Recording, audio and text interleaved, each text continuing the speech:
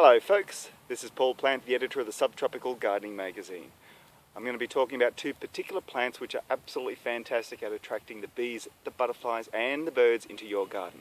The first one is right here, the red hot pokers, or torch pokers sometimes known, but botanically known as Kniphophias. Now I'm standing right beside the bees, which I have to admit I'm slightly allergic to, so I'm being a little bit careful. Now these are great plants from Africa, from the Cape up the eastern coast a little bit to KwaZulu-Natal. So they do handle our temperate climates, also just up into the brink of our subtropics, but not the humidity area. So you do have to be a little bit careful with this particular plant. Now I do grow probably the toughest of them, which is probably regarded as a weed in some areas, but I know it's tough, I know it's resilient, I know I can grow it in this particular climate.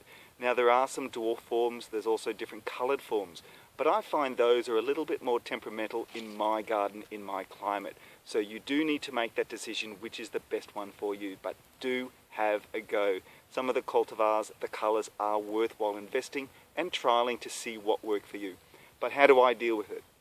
Well, it grows with strappy, almost sword-like leaves, unfortunately, so you have to be a little bit careful when digging around the plant. The flowers occur predominantly in the winter when the nights are cooler, so this is a great bonus for the bees when not as many plants are out and about. There's a little Plectranthus right at the front where the bee is trying to get into, and you might be able to see it flicker in the sunlight. And of course, low maintenance. They do grow pretty well in dry areas. I grow mine predominantly relying upon rainfall, so I don't irrigate the garden. I do fertilize it a little bit.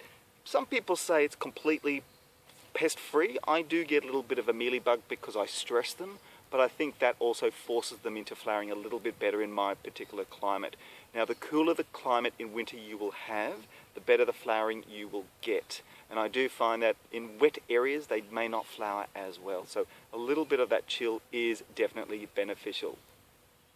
As I mentioned, great for the bees, great for the butterflies. My native bees absolutely adore this. They flock to it just before the end of the day, before they go back to their hives. But right now I've got the honeybee going ballistic around it, and as I said, I've got to be a little bit careful next to it. But check out the Kniphophias, or red hot pokers. Mine, of course, is in the classic orange yellow, but you can get other colours as well. If this plant is a little bit too hard for you to grow, I'm going to take you to another part of the garden and show you something else which might be better. Now these are the aloes. I'm on my way right now to my aloe garden. And I'm probably a little bit of a collector. I don't have too many, but I'd probably say about 20 different species, and of course some of the new cultivars which are now on the marketplace. Now their predominant requirement is that they do, now I've got to step carefully so I don't step over some of them. So their main requirement is full sun, or as much sun as possible. So here's one of the great ones that I do love. It's a bit of a variegated one. It starts off at the bottom, flowers all the way up. It opens first with this colour, and then it matures, and this is of course the colour right at the top. So the two tones are a favourite of mine.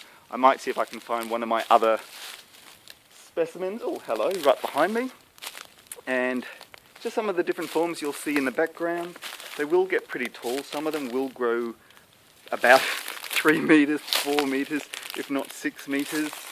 And this garden bed I've only established in the last 2 years, so some of the plants are still getting used to in my particular garden. Now, this is one that I do love. Let's see if I can get the light correctly.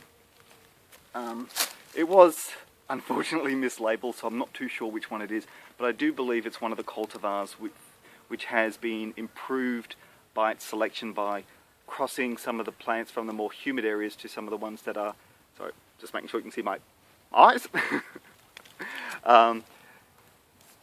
Crossing some of the ones from the more humid areas to some of the others that have more interesting flowers. So this one is very resilient in our particular climate, which is more humid in the summer period, but the flowers are absolutely stunning and also quite tall, and it's a wonderful spray of flowers that it does get. And as I said, full sun is recommended. So this is Paul Plant from the Subtropical Gardening Magazine. Hope you enjoyed it. We'll be putting some more videos in the next few days, next few months, so keep tuned and we'll keep you up to date. And of course, through the Subtropical Gardening Magazine, providing the best information the local information for gardening in the tropics, the subtropics and the warm climate areas.